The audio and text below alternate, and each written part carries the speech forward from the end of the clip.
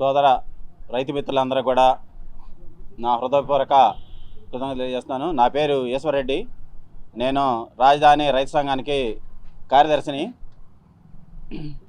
ఈ రైతు సంఘం అనేది ప్రతి 3 సంవత్సరాలకే ఒక కొత్త కమిటీని ఎన్నుకోవటం, అట్లాగే దాని మీద ఏమేమి పనులు చేయాల్సింది అనేది కూడా ఆ రైతు సంఘంలో దాంట్లో ఉంటుంది.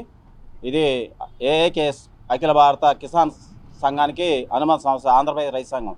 దానికి మా రాజధానికి నేను కార్యదర్శిని. ఇంకా తదిమా సంఘాలన్నీ కూడా ఉంటాయి, అవి వేరువేరుగా సంఘాలు ఉంటాయి. అయితే ఇది మాత్రం ఏకేఎస్ అనుబంధ సంస్థ రైతు సంఘం. అయితే విషయం ఏంటంటే, గతం నుంచి కూడా ఈ ఏరియాలో ల్యాండ్ పూలింగు, నాన్ పూలింగ్ అనేది కూడా 2 పథకాలు పెట్టి ప్రభుత్వం వాళ్ళు పోయినసారి 2014లో ఒక నిర్ణయం చేశారు. రాజధాని లేదు మనకి, ఇక్కడ రాజధాని ఉండాలి అని మొదట అగిరిపల్లి అన్నారు, అది అన్నారు, ఇది అన్నారు, ఇటు అన్నారు, అటు అన్నారు, అటు ఇటు తీసుకొచ్చి ఇక్కడ పెట్టారు. ఓకే, ఇబ్బంది లేదు, సరే పెట్టారు. పెట్టిన తర్వాత దానికి అసలు ముఖ్యంగా 5,000 ఎకరం చాలు అనేది కూడా రైతు సంఘం కూడా ఆ రోజు నుంచి కూడా ఈ రోజు వరకు కూడా 5,000 ఎకరాలు సరిపోయింది అనేది కూడా దానికి సిఫారసు చేసాం. అయితే ప్రభుత్వం పెడసవేరు పెట్టింది. అంటే ఇంత భారీ ప్రాజెక్ట్ తోటి వాళ్ళు 35,000 ఎకరాలు తీసుకొని పెద్ద ప్రణాళికతోటి వాళ్ళ ప్లాన్ తోటి వాళ్ళు ఉన్నారు. అయితే అనేక రకమైన సమస్యలు వచ్చినాయి దీని మీద. మరి భూములు ఇవ్వడం అంటే మరి అంత రైతులు ట్రైనింగ్ అయ్యి వాళ్ళందరూ కూడా ఇవన్నీ అర్థం చేసుకొని ఇవ్వాలి అనుకుంటే చాలా రిస్క్తో కూడుకున్న పని.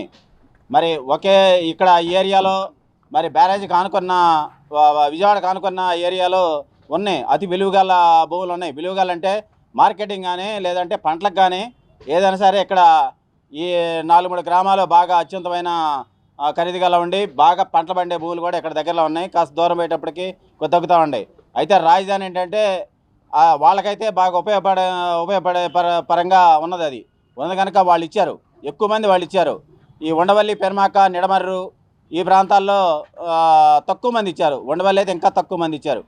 అయితే ఎందుకు అసలు ఇవ్వాల్సి వచ్చిన, ఎందుకు ఇవ్వట్లేదు, కారణాలు ఏంటి అనేది ఒకసారి మనం బేరేజ్గా వేసుకుంటే, ఉండవల్లిలో ఈ సెంటాన్ గులాబీలు కానీ లేదంటే ఈ మామూలు గులాబీలు కానీ, లిల్లీ తోటలు కానీ, కనకాంబరాలు కానీ, చామంతులు కానీ అనేక రకాల పూల పంటలు పడుతూ ఉంటాయి. మరి 1 ఎకరం పొలంగానే ఉంటే దాని మీద కనీసం సంవత్సరానికి ఒక ఫ్యామిలీని బ్రహ్మాండంగా బతికించుకునే అవకాశం ఉంటుంది. ఎందుకంటే వీళ్ళంతా కష్టపడేవాళ్ళు. ఈ ఏరియా అంతా కూడా ఇప్పుడు ఉండవల్లి, నిడమర్రి 2 గ్రామాలు కూడా పూల తోటల మీద బాగా ఆధారపడిన గ్రామాలు. ఈ అన్నిటిని బరీ చేసుకొని ఆ భూమిని ఆ మమకారం చొప్పున ఆ ప్రభుత్వానికి ఇస్తే మనకి ఎప్పుడు ఇస్తారో ఎక్కడ ఇస్తారో ప్లాట్ ఇస్తున్నందుకు ఉపయోగం లేదు. ఎకరానికి 1,450 గజాలు ఇక్కడ ప్యాకేజీ ప్రకటించారు. ఆ 1,450 గజాలు ఏం చేయడానికి లేదు. మరి ఇక్కడ ఈ రైతాంగం అనేది కూడా దాదాపు ఈ పిల్లలు చదివించుకోవడానికి ఇష్టపడతారు, కానీ వ్యవసాయం మీద పూర్తిగా ఆధారపడిన కుటుంబాలే ఆ చదువుకున్న వాళ్ళు కాక ఆ ఆధారపడిన వాళ్ళు ఎక్కువ మంది ఉన్నారు. సరే, ఆ ఉద్దేశం రీత్యా వీళ్ళు పొలం ఇవ్వడానికైతే ఇష్టపడకుండా దాని మీద ఉంచిన తర్వాత సరే ఆ ప్రభుత్వం అప్పుడు కూడా ఇవ్వని పొలాలందరినీ కూడా ఎక్వియేషన్ పెట్టారు. ఎక్వియేషన్ పెడితే మేము ఆ రోజునే ఉండవల్లి తరపు నుంచి హైకోర్టుకి వెళ్ళి, అప్పుడు హైదరాబాద్ హైకోర్టుకి వెళ్ళి స్టే తీసుకొచ్చాం. ఆ రోజున దాదాపు నా ఇంటి ఉండే బాలాజీ రెడ్డి గారు, నేను కానీ ఇంకా 5-6 రైతులు కూడా అక్కడే ఉండే హైదరాబాద్లో ఉండే ఆ స్టే తీసుకొచ్చినాక ఆ భూములు ఆపగలుగున్నాం. ఆపిన తర్వాత మళ్ళీ తర్వాత వైసీపీ గవర్నమెంట్ వచ్చింది. వైసీపీ గవర్నమెంట్ వాళ్ళేమీ దీంట్లో ఏలు పెట్టలేదు. అది ఒక భాగం, వాళ్ళ పొలిటికల్ వాళ్ళది.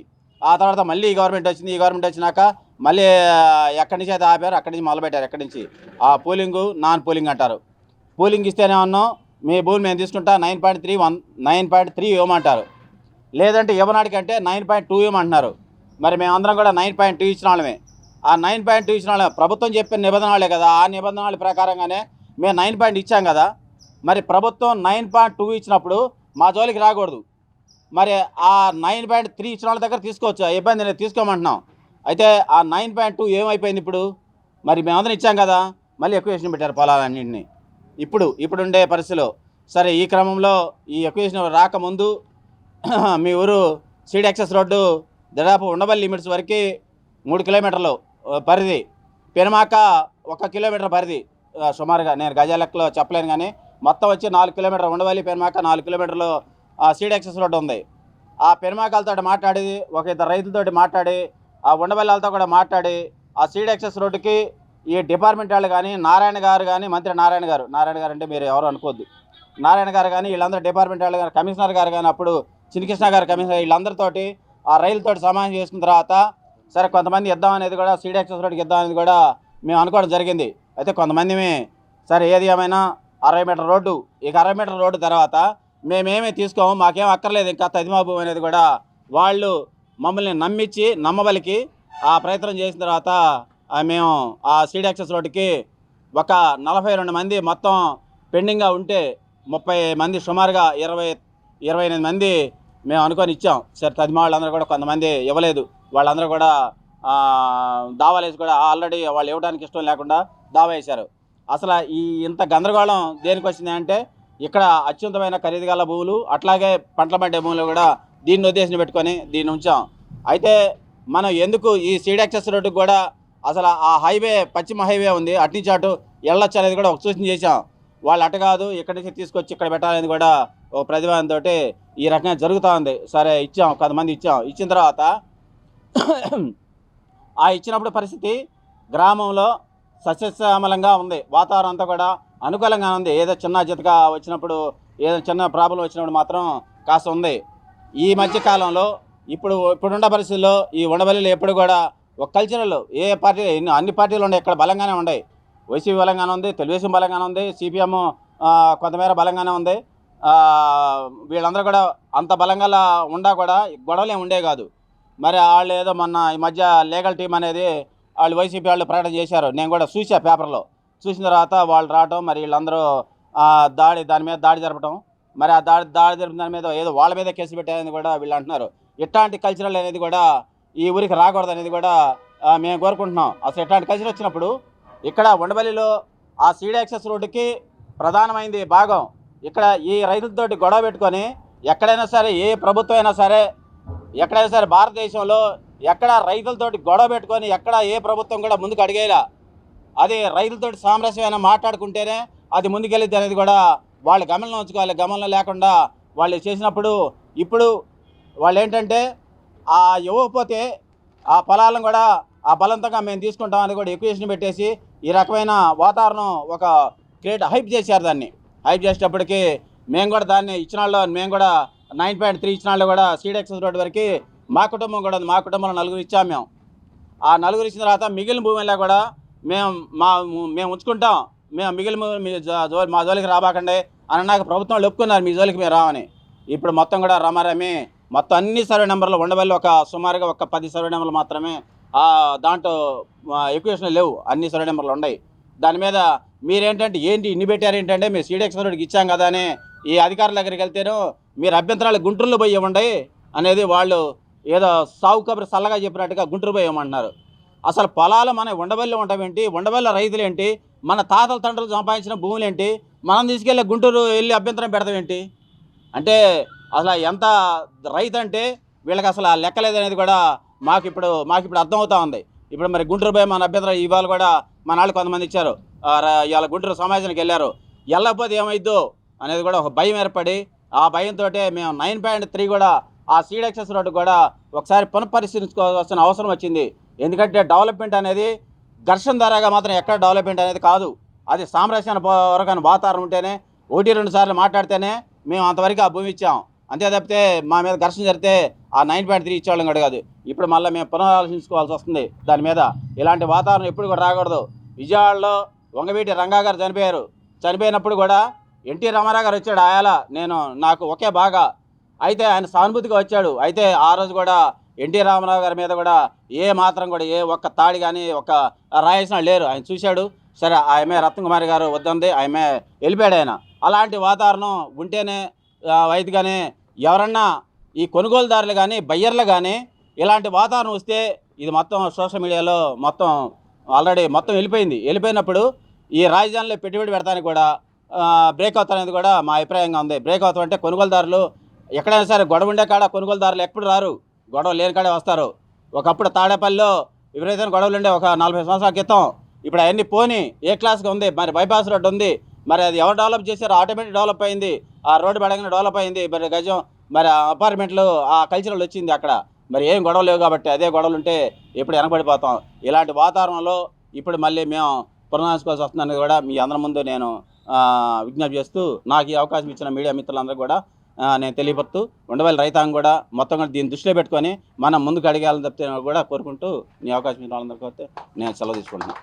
మిత్రుడు ప్రశ్న అడిగాడు ఇక్కడ దీని మీద ఏమీ ప్రాజెక్ట్ ఏమీ లేదని.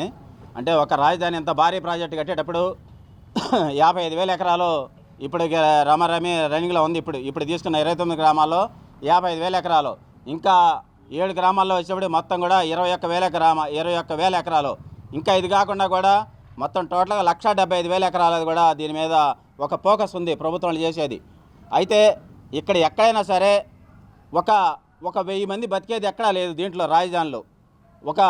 ఒక ఉత్పత్తి ఏదైనా సరే మన పిల్లలు ఉన్నారు, మన పిల్లలకి ఉద్యోగాలు కావాలనుకుంటే పలానా కంపెనీలో రాజధానిలో మా కంపెనీ ఉంది. ఇప్పుడు హైదరాబాద్ ఉంది, ఇండస్ట్రియల్గా డెవలప్ అయింది. విశాఖపట్నం ఇండస్ట్రియల్గా డెవలప్ అయింది, అక్కడ బతకడానికి అవకాశం ఉంది.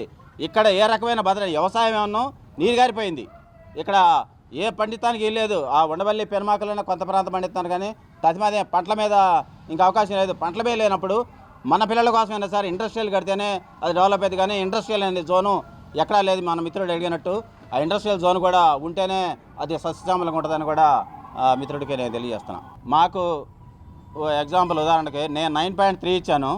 ఆ రోజున మరి ఆ టెంట్ వేసుకొని మరి కమిషనర్ గారు వచ్చాడు, మరి వాళ్ళందరూ డిపార్ట్మెంట్ వాళ్ళందరూ వచ్చారు. అందరూ వచ్చినప్పుడు మేము అందరం ఇచ్చాం కదా. ఇచ్చిన తర్వాత సీడ్ యాక్సెస్ రోడ్డుకి ఇచ్చాం. 60 మీటర్ల రోడ్డు అన్నారు. 60 మీటర్ల రోడ్డు తర్వాత 60 మీటర్ల వరకే ఉంటామన్నారు. ఆయాలు 60 మీటర్లే మేము ఇచ్చాం. ఇచ్చిన తర్వాత ఏం చేశారంటే మళ్ళీ నా పేరు మళ్ళీ ఎక్విజిషన్ పేపర్లో పెట్టారండి. ఎక్విజిషన్ పేపర్లో పెట్టినప్పుడు నేను ఇవ్వనాడి కిందే వచ్చా. అప్పుడు దాకా వాళ్ళు డిపార్ట్మెంటు మాతో సంబంధాలన్నీ బాగానే ఉన్నాయి. మరి నా పేరు పెట్టేటప్పటికి మరి నేను ఇవ్వనాడి కిందే వచ్చా. అప్పుడు భూమి ఇవ్వనాడి కిందే కదా.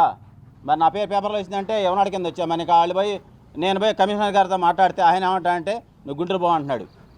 పెట్టింది ఏమన్నా వీళ్ళు ఇక్కడి నుంచి రికమెండ్ చేసుకొని కలెక్టర్ దగ్గర నుంచి ఆదేశాలు ఇచ్చారు వాళ్ళు. అదేమంటే చిన్నగా నాకు తెలీదు పై వాళ్ళు వేశారు అనేది అంటున్నారు. ఇట్లాంటి అబద్ధాల వాతావరణంలో మాకు సేఫ్ సైడ్గా ఉండటానికి మేము ఉండవల్లని కోరుకున్నాం. మా భూమిని కూడా ఆ ప్లాట్లు ఏమంటే మేము ఉండవల్లని కోరుకున్నాం. మాకు ఉండవల్లి సజావుకి ఇస్తారా లేదా? మేము 9.14 అయిన తర్వాత ఇంకా దాని మీద మాకు రైట్స్ ఉండవు. నువ్వు తీసుకెళ్ళి ఆయన ఎవరో మందడలో ఒక ఆయన చనిపోయాడు హార్ట్ అటాక్ వచ్చి, ఏదో ఇంతలోతు పాలపు రామారావు దొండపాటి ఆయనకి ఏడో గోతులు ఇచ్చారు ఫ్లాట్లు. మాకు కూడా ఆ గోతులు ఇచ్చేసిన తర్వాత మేము చేయగలిగింది ఏంటి అనేది మా డౌటు. అందుకనే మేము వెనక తీసుకురావడానికి కూడా ఎవరైతే ఆ సీడ్ యాక్సెస్ రోడ్లో ఉండాలో వాళ్ళతోటి ఒక 2 days 3 daysలో మేము సమావేశం ఏర్పాటు చేసుకొని దాని మీద ఏం చేద్దాం అనేది కూడా డిసైడ్ చేస్తాం. చేసిన తర్వాతనే మేము ముందుకెళ్తాం అనేది కూడా మేము అందరి సమస్యలు అంటున్నాను. దాని మీద పునరాలోచించుకున్నాను మాత్రమే మీకు చెబుతున్నాం. దాని మీద మా వాళ్ళందరూ నిర్ణయాన్ని బట్టి కూడా మేము ముందుకెళ్తానికి అవకాశం ఉంటుంది.